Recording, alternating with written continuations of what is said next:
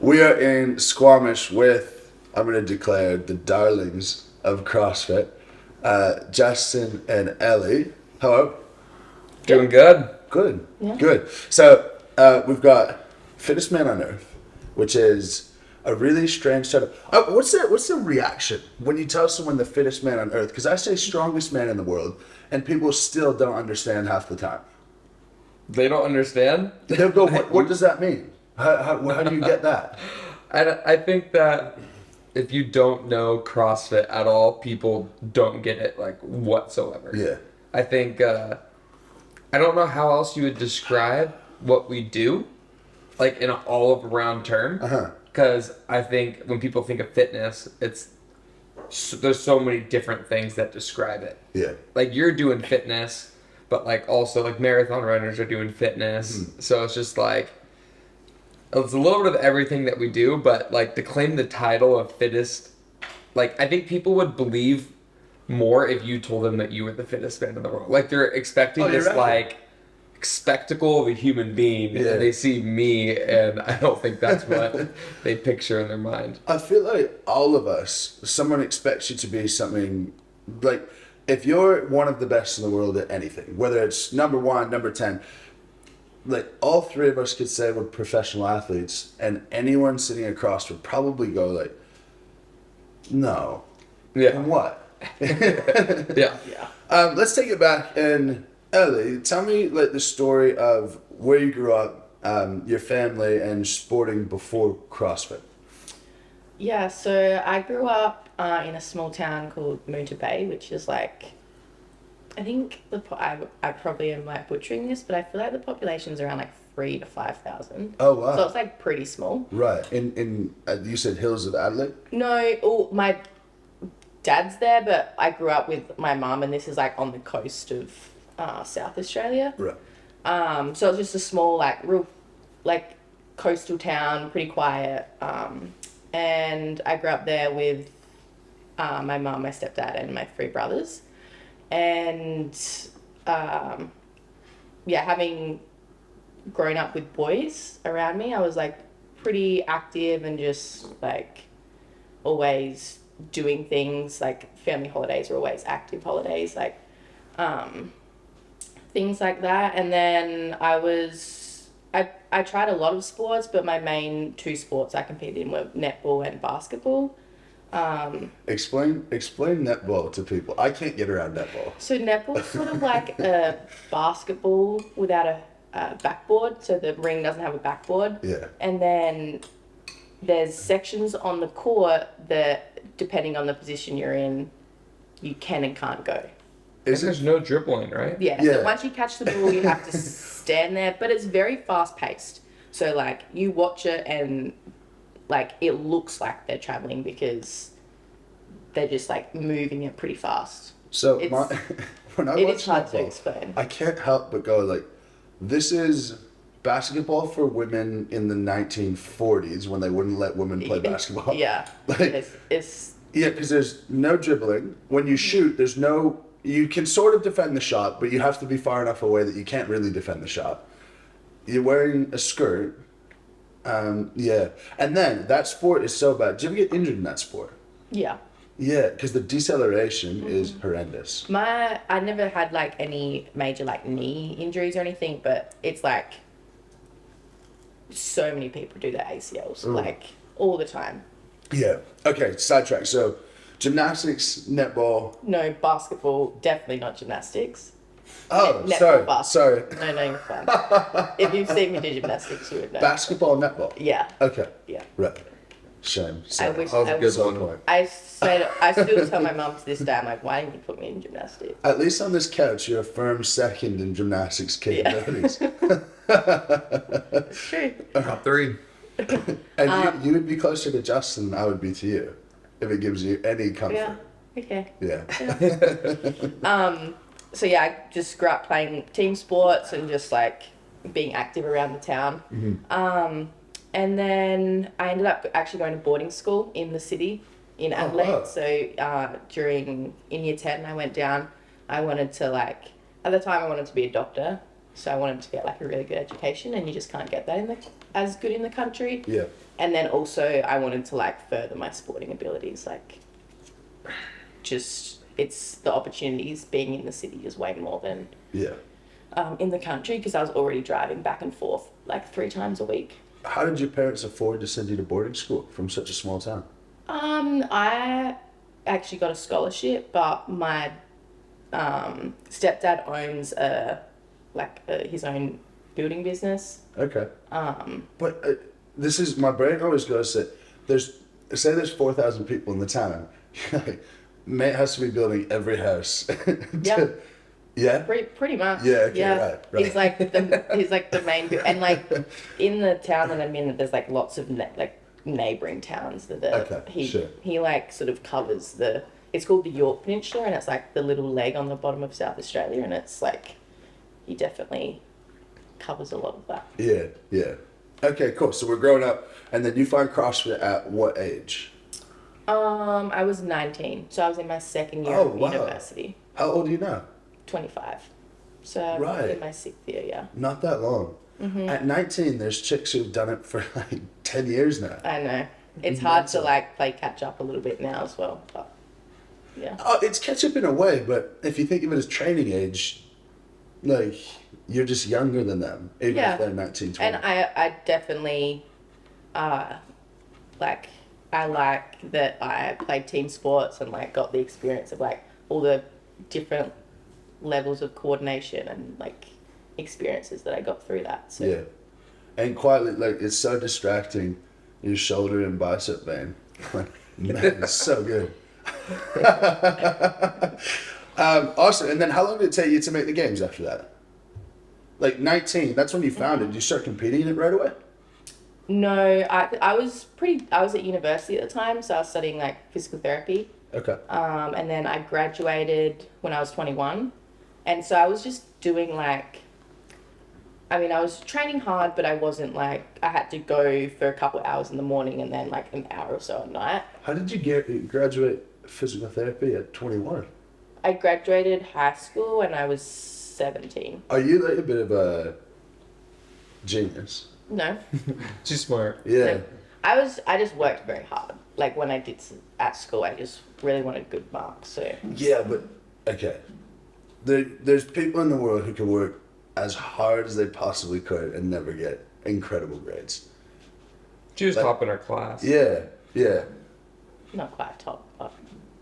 It's good. It's good you have the hype man. Yeah, she's like second or something like that. So. All right, let's switch over. So Justin, we chatted a bit. You were growing up. You did wrestling was your big one, right? Yeah, I did American football. Oh, you did? Yeah. What'd you play? I was running back and linebacker. Wow. But I only played 7th, 8th grade, or 7th through 10th grade, I guess. So 4 years. How did that work? It was awesome. Like Linebacker. I loved it. In 4-down football, you ain't built like a linebacker. were you big for your age then? Yeah, I'd say I was. Yeah. I mean, when I was my freshman, sophomore year, I mean, I wasn't anything big, but like my school wasn't like great at football. Yeah. But I felt like I was a pretty good, like, well-rounded athlete. Yeah. So I played like a lot of, I guess, like the okay. important positions. Yeah. I get you. I'm definitely like, I had no future as a running back or linebacker in American football, and I think that's why I ended up stopping after my sophomore year to focus more on wrestling. I was a lot better wrestler. There was definitely a shot of like going to a big school for wrestling. Oh, cool. In football, that just wasn't the case, even though I really loved playing. Yeah. But I know you didn't have one at the time, but I just imagine the mullet like sticking at the back of the helmet and just like undersized linebacker who's just a bullet and just his head up, you know. My hair was closer to yours than it is to mine right now. Yeah. Well, there's hope. Like maybe, you know? maybe I can get it going. Shame. Okay, so you went to Boise State. Yep. Tell the story about how you were going to wrestle. It didn't quite happen. Yeah, so like I said, I wrestled probably for almost 9 years. And the goal was always to go to college. Like when I did, like summers were spent doing wrestling camps, really trying to get like And I'm from California, which is a pretty competitive state for wrestling. Like a lot of like schools in like other states, they have like multiple state champions because it's based off like how big your school is and stuff like that. Whereas California is just one state champion for the whole state, and we're like the most populated state. Yeah, So like wow. it's pretty competitive there. So but anyways, I really wanted to go to school. I ended up having some offers for some like Division 2 small D1 schools, and then ended up choosing Boise State. I had a spot on the team, but it wasn't like a scholarship for wrestling. And then a week before practice started, like they cut the program. Yeah. So then I'd done sports like really competitively like my whole life. Like I never did it really for fun. Like I always wanted to be like the best person on the team, get the most out of it. And then come college, I thought I was going to wrestle for 4 years, and that was gone. And I was like, man, like I have no idea what to really do. Yeah. And I've been doing CrossFit since 2012, and I graduated high school in 2017. So like I've been doing CrossFit for a long time and loved it, but never really viewed it as a sport, because like it's not at your high school, like it's not like an Olympic sport or anything like that. So it's just like people go to the gym and people can make money from doing it, but like in my head, like you had to be like winning the CrossFit games, but like I was nowhere even near that. I tried to make the games as a teenager and didn't even make that. So Right. like Serious? yeah Yeah, that's so strange. yeah You would have had a really funny perspective on yourself as an athlete, because football, you would have been, I can picture it now, you would have been the best on your team with no ambition of going further. yeah In wrestling, you're like, how could you, I mean, maybe you can make a career out of wrestling, sort of, but you'd be like grinding it on the Olympic team. yeah And you're like, you probably had no thought whatsoever of doing anything professional. no Like, not at all. At 18, if I told you, because you're 27 now? 24. You're 24? Yeah. Oh, wow. Trista just thought. Trista thought that was Wow. what he said. Yeah, right. Okay, but at 18, say 6 years ago, if I told you you're going to be the best in the world at something, would you have been able to guess what it was? No. Yeah, right. Not in a million years. Right. Yeah. Right. Okay, so how'd you get so much better then? You didn't qualify for the games as a team. Yeah, I mean, so like I started CrossFit in 2012, always used it to train for my sport. 2015, I was 16, and that was the first year of the teenage division. I didn't even think I could make it, so I didn't even do the qualifiers. And I went to the games in 2015 as a volunteer to like just help out. I like really love CrossFit, wanted to get closer to it. And actually, like, you know what? Like, I don't think I would get last, like in the teenage division. In my head, that means like I could compete here, you know? So the next year I had like, that was the goal, like qualify for the games as a teenager, didn't make it. And I kind of aged out of the division, and like, I really liked competing, but felt like I was never able to make that next step. And when I got into college, wrestling was over. I like did CrossFit my freshman year, but like wasn't really sure what I was gonna do. And then I was like, you know what? Like, I have 3 more years of school yet, like left. After this, like my sports career is gonna be like over, you know? And I was like, I want to set the goal of like qualifying for the CrossFit Games. Like I have 3 years to do it. If I don't do it in the next 3 years, it's probably never gonna happen. Because then I gotta graduate, go get a big boy job. Yeah. Nothing's gonna happen. And that's when I reached out to my coach Adam and asked. He's like a friend of a friend, and he doesn't like Adam at the time didn't coach anybody else. Like Adam doesn't have like a program that you go by, like HWPO training. Like you can go buy HWPO training. Like Adam doesn't have that. Like What's his job? He owns and runs his affiliate. Okay. And so he ended up bringing me on, which is a long story, but got me onto the team. And that first year, like, I finally had like a sense of direction in my training, you know, whereas before I just thought like if you go in and you work hard enough, like you'll just get there. And that just wasn't the case. Like if you're not doing the things that like work on your weaknesses and all that stuff with any sort of direction, like you're never going to make it. Yeah. Yeah, wow. Do you know, it's funny, I think CrossFit's the only sport in North America where it allows adults to participate without having the ambition to become professional. Like Yeah. you'll have like sort of rec leagues scattered throughout, but in Australia it's so good. Like everyone plays social sport of some sort. Where have you noticed that big difference? Yeah, yeah.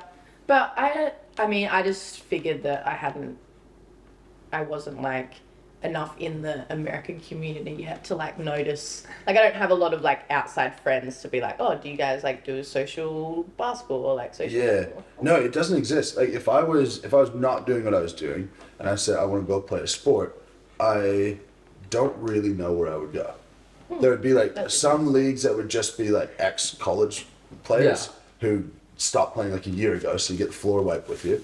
But there'd be maybe like beer hockey leagues, but it's almost like you're way up here or like you're way down. Yeah. Where Australia's got it. I was explaining that because he can get over that like like university, so like college. Oh, yeah. We don't play sport. Like you play Yeah, you play that social is you like- play social sport. Like there's like I think that's a mixed basketball team and Yeah. like things like that, but you're there to like get your education. You know? Yeah, but then if you go to say like the University of Sydney rugby team, if you live in Sydney, you could go play on that team. yeah. It's How does it make any sense? I don't know. It's so strange. It's just so weird because like we pick schools almost like obviously there's people that don't, but like schools are pretty much built on like their sports teams. Yeah. Like Yeah. how big or how popular or how like academic a school is also depends on like how the sports teams are. Yeah. You know? Yeah. I want to pivot a little bit into like mindset around competing. And Justin, you mentioned like the first time you were working on your weaknesses. And Ellie, I was intentionally foreshadowing gymnastics before. I think it's much more relatable on like if you go into something like and you're sort of good across the board, like Justin happens to be. Good on you, mate. How does it play with you when you have this thing that you have to keep working on, whether it's because you don't have a background in it or you're just not naturally built for it? How does that play in your head when you see those types of workouts come up? I'd say it's definitely getting better the more like time and experience I'm getting on it. Like as of I made the 2021 games and that was like my third ever competition. So like Oh, wow. at that games I was still super rattled by anything that would come up that I wasn't like super confident in. That's not to say now that if a workout comes up that I know I'm going to like I'm not gonna say like struggle in, but a workout where I have to be strategic in like my game plan if there's like a certain movement that I think might hold me up. I definitely wouldn't approach it the same as if it's like a barbell cycling workout. Like those workouts, I feel like I can just go in and sort of like attack. Whereas if there's a workout that's, like heavy on the gymnastics, I have to be a lot more like strategic, like game plan.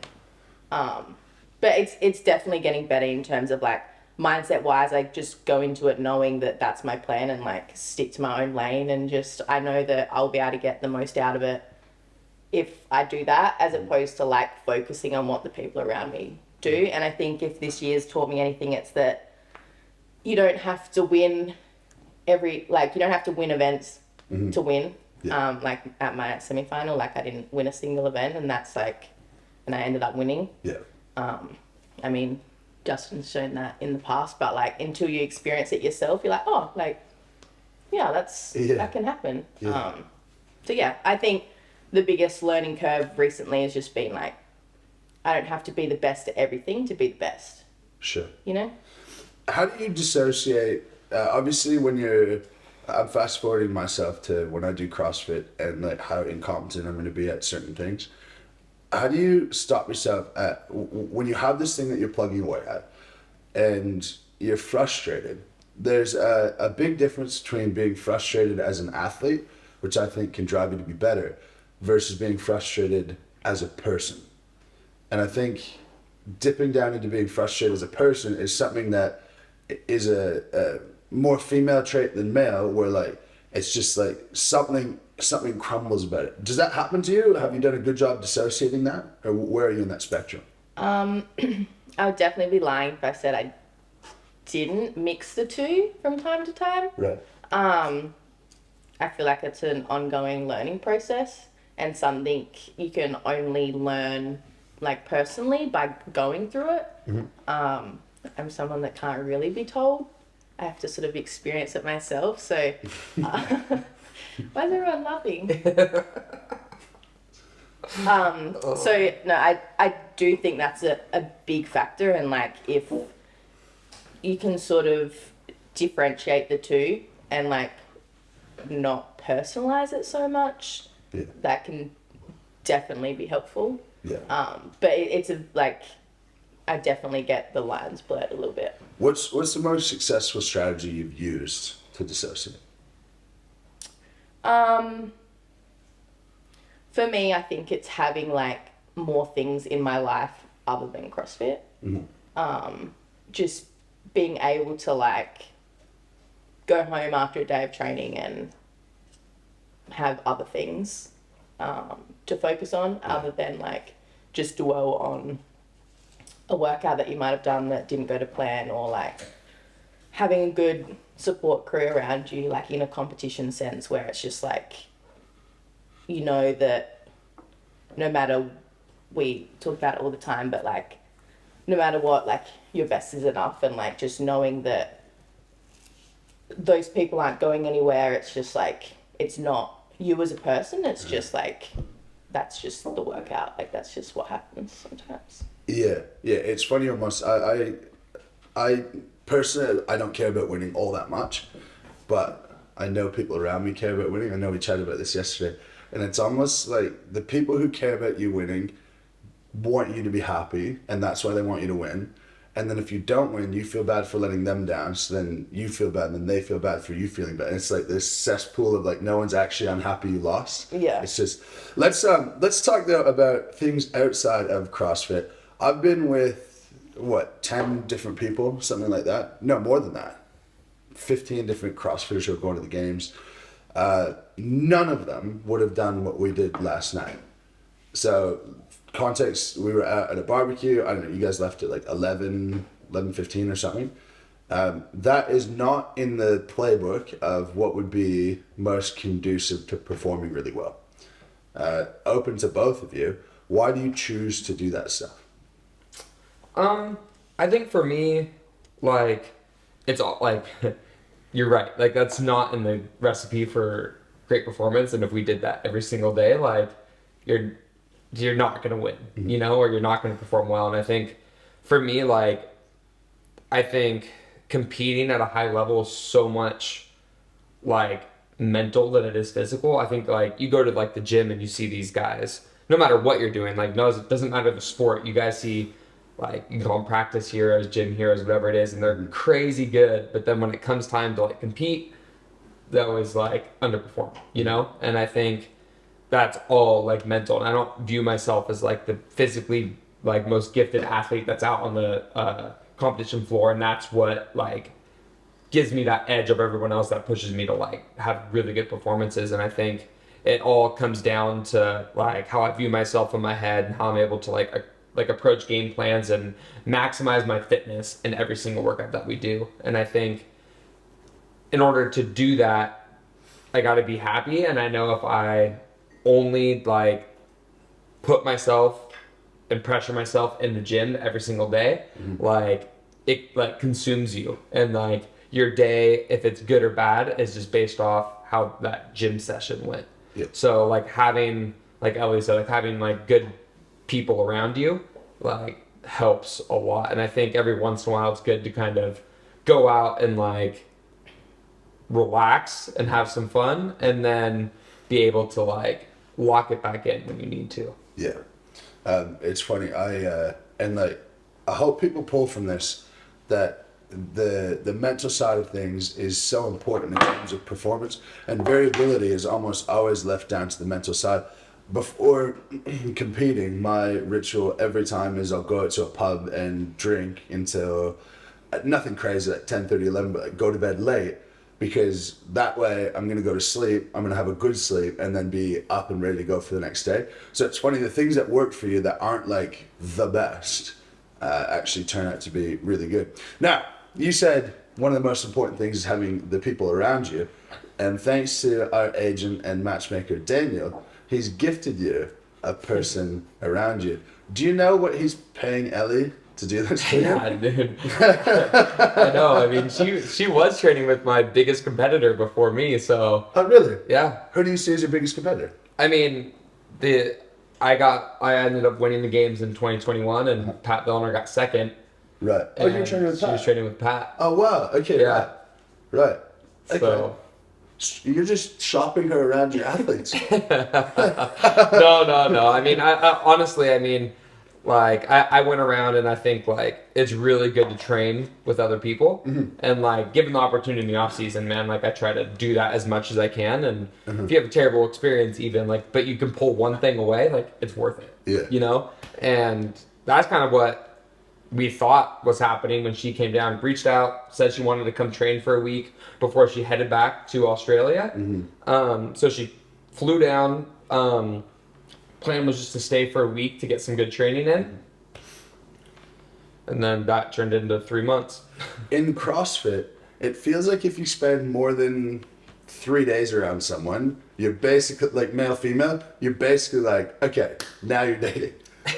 What do you think that is? Like, it seems like anytime you put two CrossFitters in a room and you give them enough time, they start dating. I.e., virtually everyone's dating their coach. Like, dating amongst teams, the drama amongst teams, it's incredible. Like, what's the deal with that? I mean, I honestly don't know. I haven't thought about it really too much. Don't you think it's strange, though?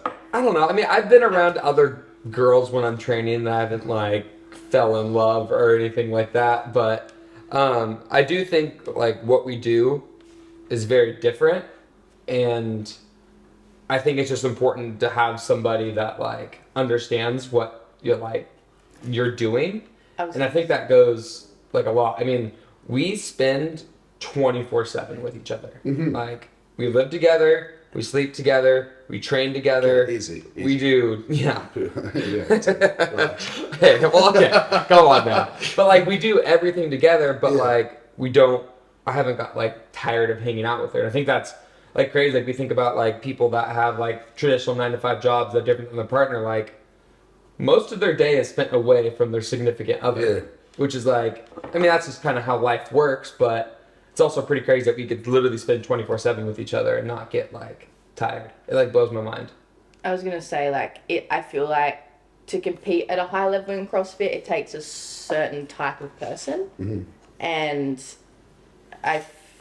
when I had just sort of accepted, I was like, well, I'm not gonna find anyone while I'm doing this. Like, no one's gonna accept this lifestyle of, like, I can't do, like, late nights and, like, dinners all the time and, like, all of this stuff. And I was like, oh, like, that's just for a later life. Like, I'll find someone later. Yeah. But then to be able to, like, meet someone that's also doing the same things, it's just, like, it just works. Right. Yeah. Okay. Surely, at the gym at some stage, there's been something where, like, you're frustrated with. I'm envisioning, maybe I'm projecting. If I was doing a workout with Ash and I was getting frustrated about something, and maybe, like, she doesn't do strongman, so maybe it would be a little bit different, but if I was getting frustrated with something and, like, she was trying to come in and, like, coach or help, or it would be the most frustrating thing in the world. Does that ever happen? Yes. Yeah? 1,000%. And I think it's hard with us because I would say, like, generally, the things that I'm good at, she struggles with, and the thing that she's really good at, I struggle with. It's actually, like, perfect. Which is perfect. Yeah. But, like, to get smashed in a workout by, like when we're doing, like, it's very rare that a workout comes up and we're both excited to do it.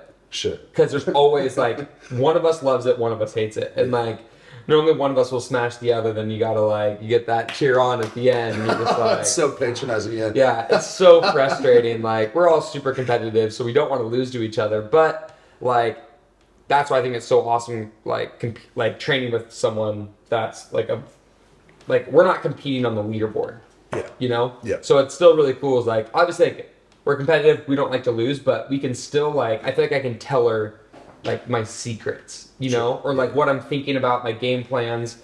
And, like, then we can hit it hard and kind of see who goes at it. And, like, the tension isn't, like, doesn't last long. Yeah, we like, laugh about it after. Yeah. Yeah. Yeah. Like, Of we'll course. finish the workout, and then I might have a little bit of tantrum, and then Yeah. We're you'll good. laugh, 5 you'll minutes laugh after. at me, and Yeah. then it's fine. All right, let's do a quick one. We're gonna put on our thick skin.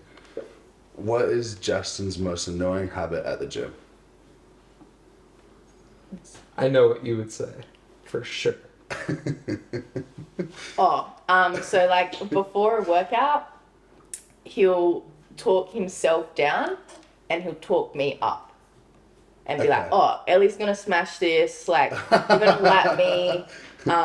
Like, I'm gonna go like so much slower than you." And then it just rip it. never happens. Yeah. It never. So I just like before a workout, and for me, it's so frustrating because I'll go into the workout and because I don't think I'm gonna smash it, but I'm like, well, like maybe I'm gonna do really well. Like, who knows? and then he'll just come out of nowhere. Like, and he's someone that'll like. He always paces things perfectly, and then it'll be like right like the last round, and then he'll just like smoke it, and it's just it is pretty frustrating. It's so funny watching you at Rogue because I knew that you were number one, but I didn't know who you were.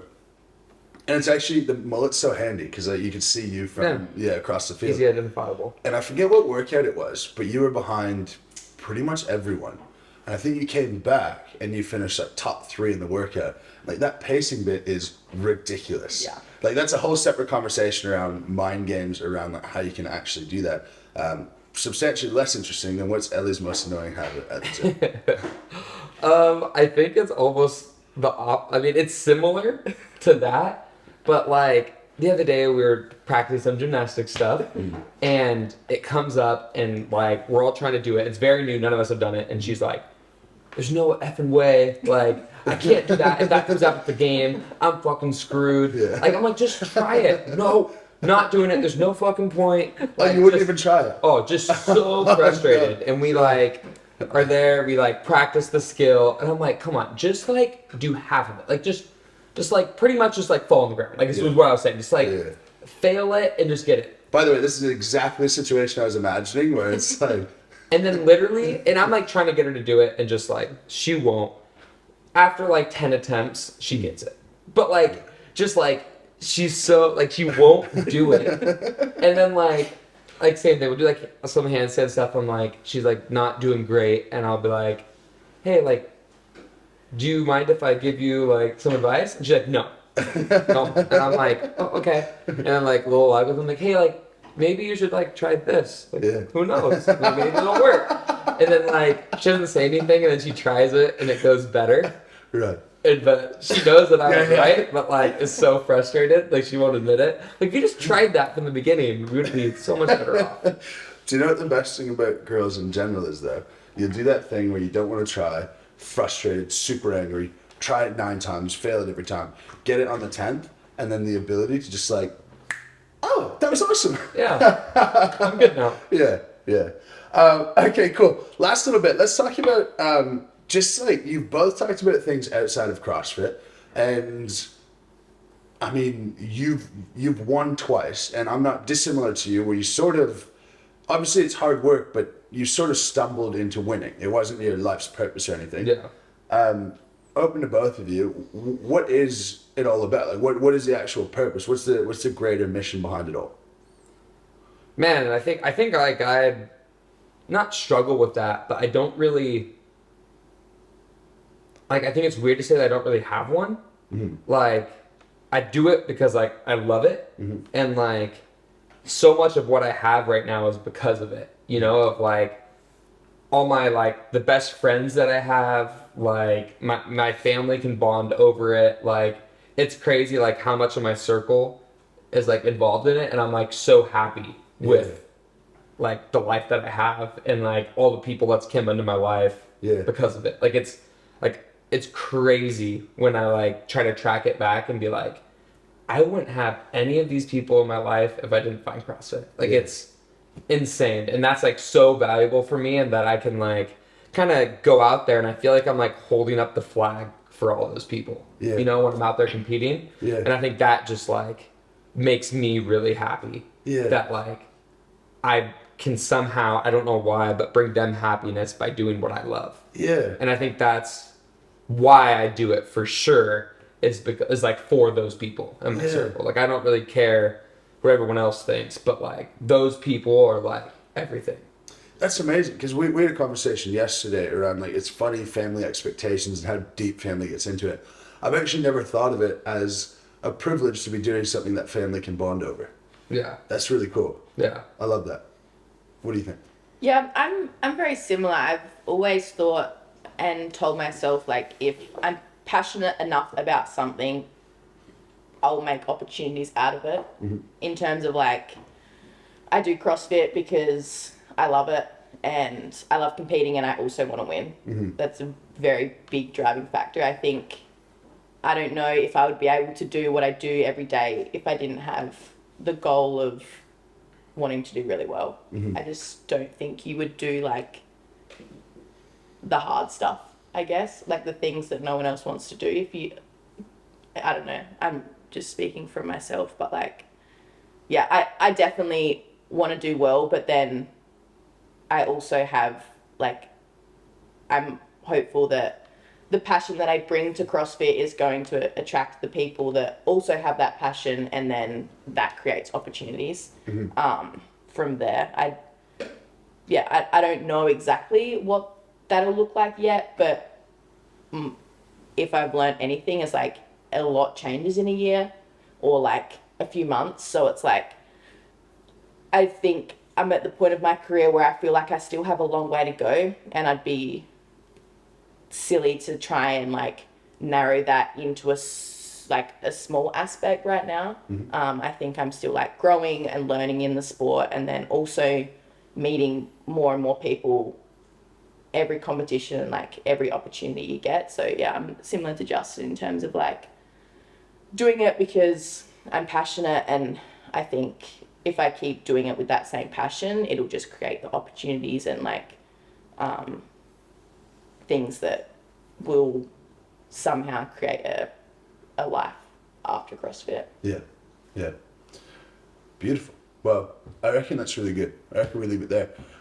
Thank you very much, guys. Yeah. Oh yeah, for sure. We're all a couple of CrossFit.